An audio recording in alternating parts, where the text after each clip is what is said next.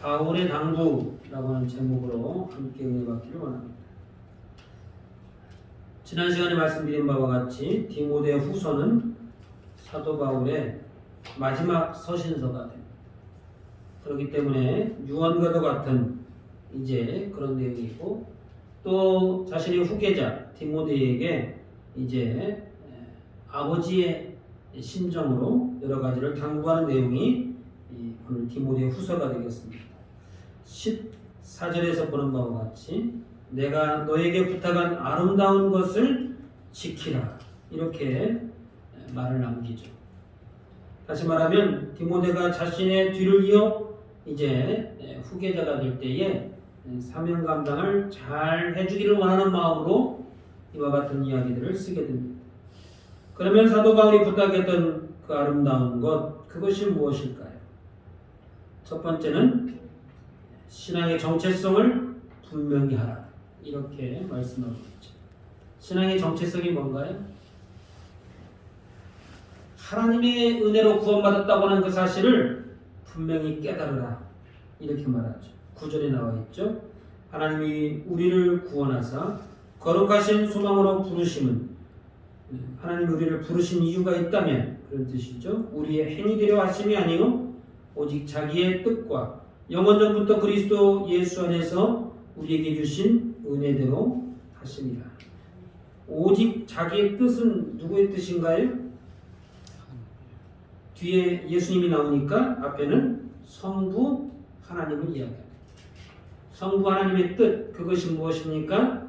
우리를 구원하시기로 이제 예정하셨고 작정하셨던 뜻, 그것을 이야기합니다.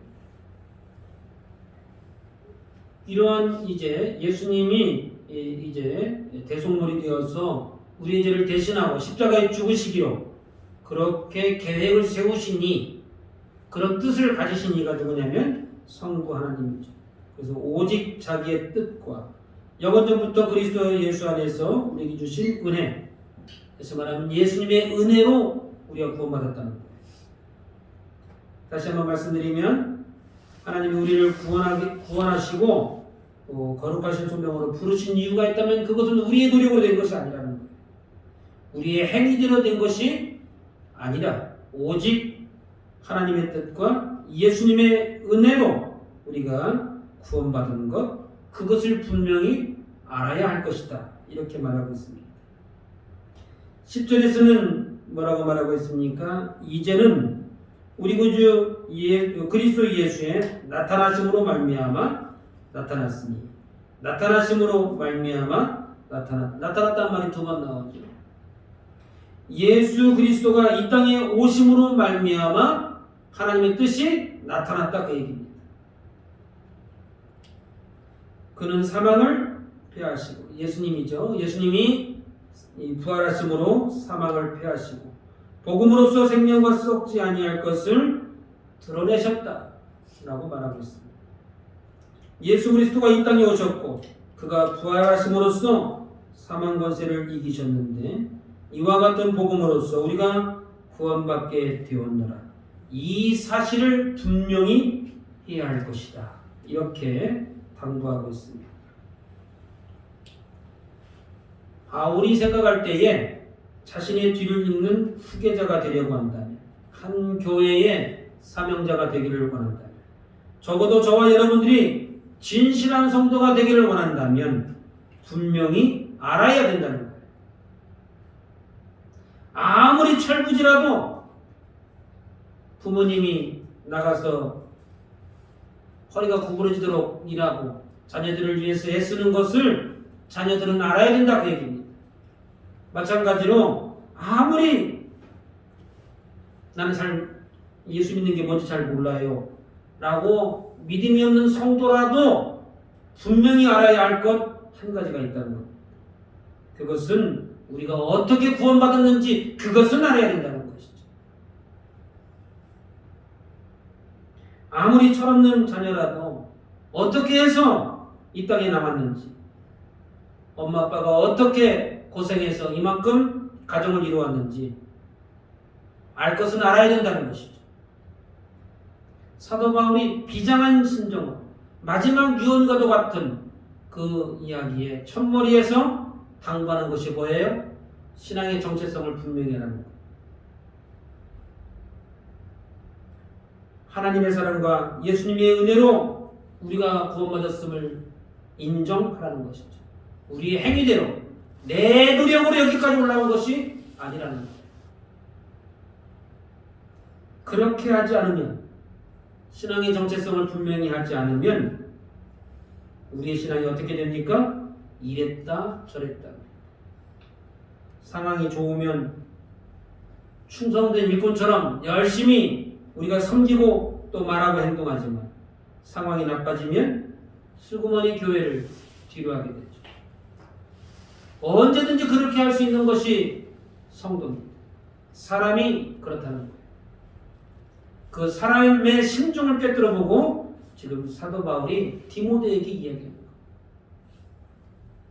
디모데도 얼마든지 그렇게 할 수 있다는 거예요. 그렇게 하지 않으면, 다시 말하면 신앙의 정체성을 확실히 하지 않기 때문에 우리의 신앙은 흔들리고 세상의 시험과 유혹에 쉽게 넘어갈 수 있기 때문에 맨 처음 당부하는 내용이 뭡니까? 신앙의 정체성을 분명히 하라. 사도 바울이 이제 마지막 유언과도 같은 서신서에서 당부하는 첫 번째 이야기, 신앙의 정체성을 분명히 하라. 좀 고상하게 말하면 그거지만 쉽게 말하면 뭐예요? 이랬다 저랬다 하지 말라는 거예요.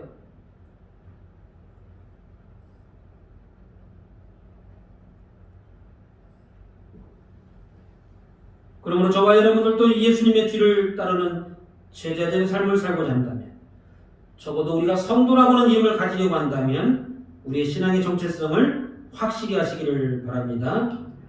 그 신앙의 정체성을 확실히 하는 게 뭐예요? 내가 누구인가부터 시작하는 것이죠. 내가 누구인가? 저와 여러분은 어떤 존재예요? 죄인이라고 하는 신분을 가지고 있습니다. 그리고 그 죄인된 우리가 어떻게 의인이 되었어요? 어떻게 구원받았어요? 그것을 분명히 알아야 한다는 것입니다.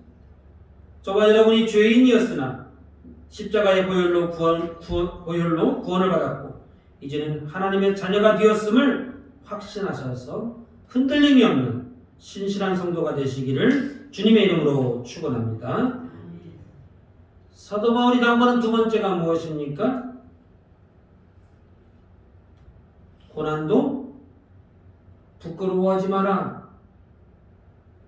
또 다른 말로 표현해보면 고난도 기뻐하라. 이렇게 당부하고 있습니다.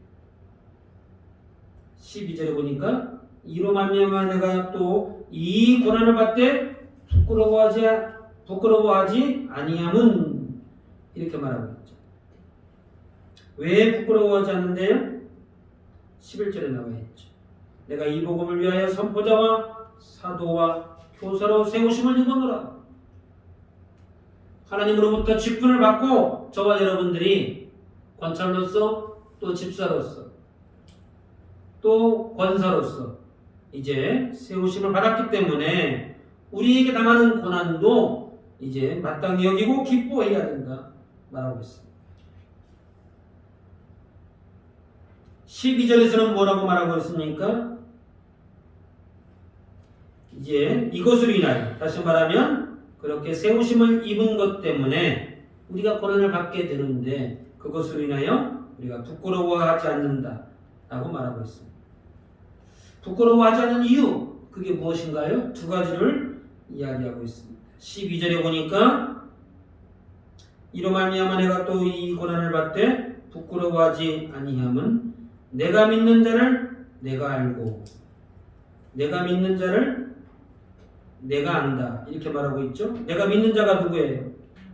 사도 바울이 믿는 분이 누구예요? 예수님이죠. 예수님을 내가 안다는 거예요. 예수님이 어떤 분인지 내가 안다는 것이죠. 첫 번째는 뭘 얘기했죠? 내가 누구인가?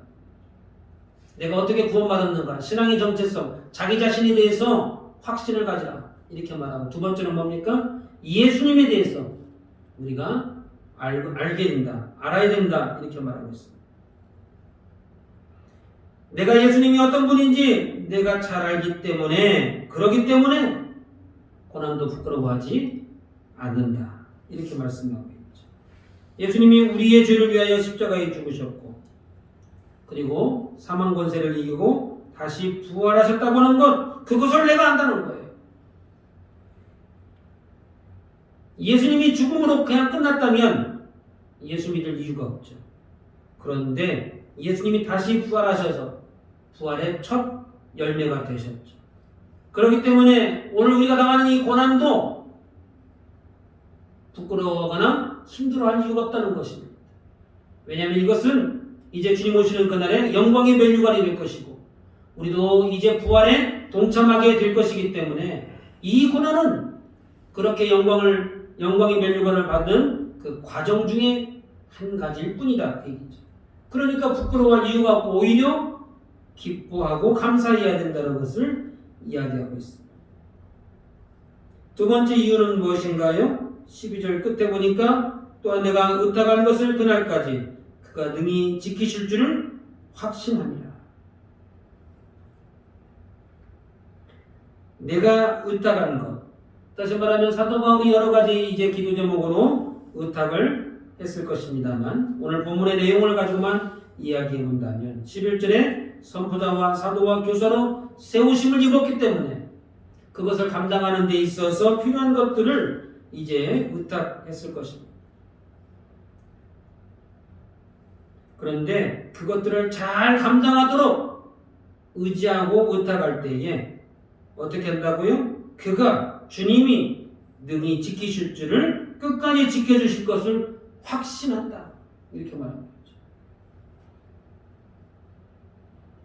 하나님이 나에게 주신 그 비전, 그 소망, 그 직분, 그것을 감당하는 데 있어서 당하는 여러 가지 고난, 그런 고난이 있다 할지라도 주님께서 능히 이 모든 것들을 지켜주시고 나로 하여금 어려움에 당하지 않도록 이끌어 주실 것을 확신하기 때문에 이 고난을 부끄러워하지 않는다. 이렇게 말하고 있습니다. 그러므로 지금의 고난은 어떤 것으로 보는 거예요? 사도 바울은 주님의 사명을 이루어가는 과정으로 보는 겁니다. 우리가 크다 보면, 어린아이들이 크다 보면 넘어지기도 하고 무릎이 깨지기도 하고 사춘기도 겪고 친구들과 싸우기도 합니다. 그러나 그것을 어떻게 해요? 성장하기 위한 과정 가운데 있는 겁니다. 그렇게 사명을 이루어가는 과정이기 때문에 주님이 끝까지 지켜주실 것을 확신한다. 이렇게 말하고 있습니다. 그렇기 때문에 고난도 부끄러워할 것이 아니라 오히려 기쁨으로 여기고 감사함으로 감당할 수 있다는 것입니다. 그러므로 사도 바울이 디모데에게 당부할 때에 주님이 끝까지 지켜주신다고 하는 확신, 그 확신이 저와 여러분에게 있는가? 오늘 우리가 스스로에게 물어봐야 할 것입니다. 사명을 잘 감당하려고 한다면, 적어도 저와 여러분이 신실한 성도가 되려고 한다면 이와 같은 확신이 있어야 할 것을 믿으시기를 바랍니다. 우리에게 다가오는 고난도 기쁨으로 감당할 수 있고 시험과 유혹 속에서도 흔들리지 않기 위해서는 예수님에 대해서 잘 알아야 됩니다. 오늘 사도 바울이 말하고 있죠. 내가 믿는 자를 내가 잘 알고 있다. 그러니까 우리가 신실한 성도, 제대로 된 믿음을 가지려면 예수님에 대해서 알아야 돼요. 덮어놓고 믿는 것은 좀 곤란합니다. 뭘 좀 알고 믿어야 된다. 그래서 우리는 예수님에 대해서 잘 알아야 되고, 그리고 그 예수님이 우리를 지켜주실 것을 확신해야 된다는 것이죠. 그 확신은 어디에서 오는 거예요? 아는 데서부터 오죠. 아는 데서부터. 우리가 부모님에 대해서 잘 모르기 때문에 부모님을 오해합니다. 엄마는 누구만 좋아해? 나는 미워하는 것 같아. 이렇게 오해한단 말이죠. 그러니까 그런 오해가 없으려면 어떻게 해야 돼요? 부모님이 어떤 분인지 잘 알아야 되죠. 마찬가지로 우리도 예수님에 대해서, 하나님에 대해서 잘 알아야 됩니다. 잘 알아야만 확신을 가질 수 있습니다. 그러니까 그 확신이 없는 사람은 어떻게 돼요? 시험과 유혹이 오면 뒷걸음질 치게 됩니다. 바쁘고 어려운 일이 있으면 이제 쉬엄쉬엄 믿기를 원하죠. 그러나 거기에 대한 확신이 있는 사람은 어때요? 그런 어려움과 그런 환경이 온다 할지라도 오히려 더 힘을 내고 또 기쁨으로 감당하는 것을 보게 됩니다. 그러므로 저와 여러분들이 신실한 성도가 되기 위한 첫걸음이 뭡니까? 예수님에 대해서 알아야 되는 것이죠. 하나님이 어떤 분인지 알아야 된다는 것입니다. 알기 위해서 힘쓰고 노력해야 되는 거예요. 저절로 알게 되는 경우는 없습니다. 구구단도 외우려고 노력해야 외워지는 거예요. 외우고 나면 아무것도 아닌데 그 외우는 과정이 만만치 않습니다.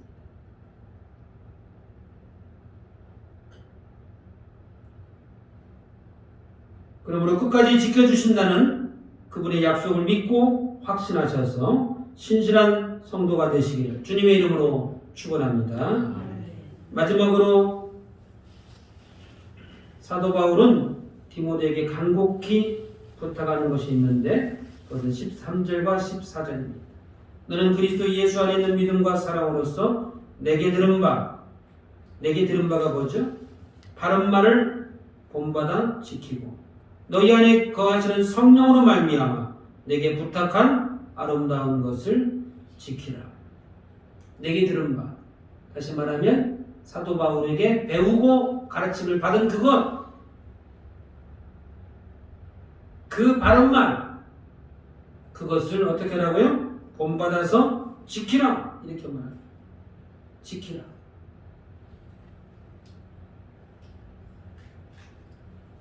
그런데 무엇으로 지킵니까? 예수 안에 있는 믿음과 사랑으로서. 믿음으로 지키라. 사랑으로 지키라. 이렇게 말합니다. 14절에서는 성령으로 말미암아 그것을 지키라. 그것을 아름다운 것 이렇게 표현하죠. 아름다운 것.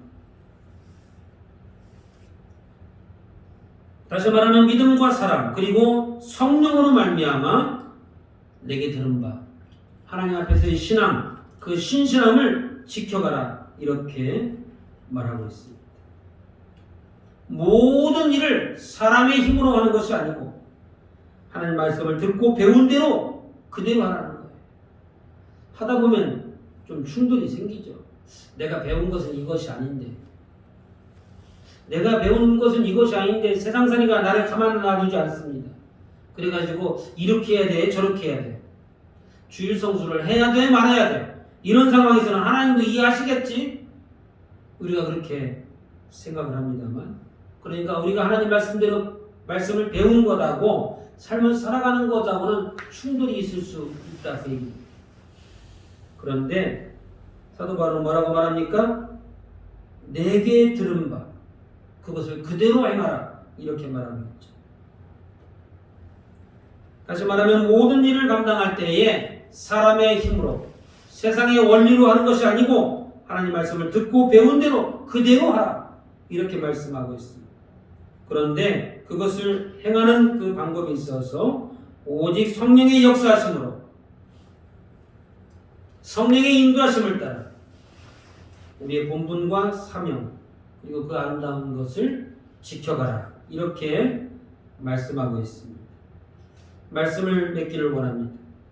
진실한 성도가 되고자 한다면 우리에게 맡겨진 직분을 잘 감당하려고 한다면 세 가지를 당부하고 있습니다. 첫 번째는 신앙의 정체성을 분명히 하라 말하고 있죠. 도대체 하나님의 자녀인지 마귀의 자녀인지 분간이 가지 않게 이랬다 저랬다 이쪽 갔다 저쪽 갔다 이렇게는 하지 말라 그 얘기입니다.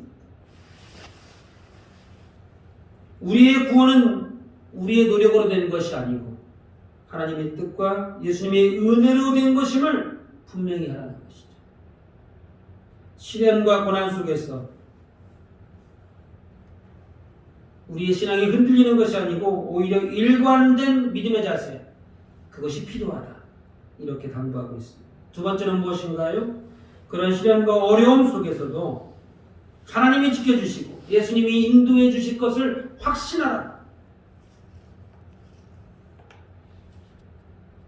그런 확신이 없다면 우리는 넘어지고 쓰러질 수밖에 없기 때문에 그렇게 당부하고 있습니다. 마지막으로는 무엇을 당부하나요? 모든 것을 듣고 배운 대로 하라. 성경이 말하는 대로 하나님이 말씀하시는 대로 행하라는 거예요. 내가 생각하기에 이것은 옳지 않을까 이렇게 하지 말라는 거예요. 상황에 따라서 환경에 따라서 우리의 신앙생활을 하는 것은 옳지 않다라고 말하고 있습니다. 그리고 그렇기 때문에 성령의 인도함을 받아야 할 것이다. 이렇게 말씀하고 있습니다. 그러므로 믿음을 가지고 정체성을 확실히 하는 것에서부터 그것을 지켜가는 과정에서의 확신, 또 끝까지 승리하는 것에 있어서 우리의 힘과 능력으로 되는 것은 한 가지도 없죠. 오직 하나님의 뜻과 예수님의 은혜와 성령의 역사하심으로 모든 것들이 이루어져 가는 것입니다. 그러므로 우리의 모든 것을 하나님께 맡기고 의지하여 진실한 성도, 믿음으로 감당하는 저와 여러분들이 다 되시기를 주님의 이름으로 축원합니다. 우리 한번 같이 각자에게 주신 말씀을 가지고 소리내어 기도합니다.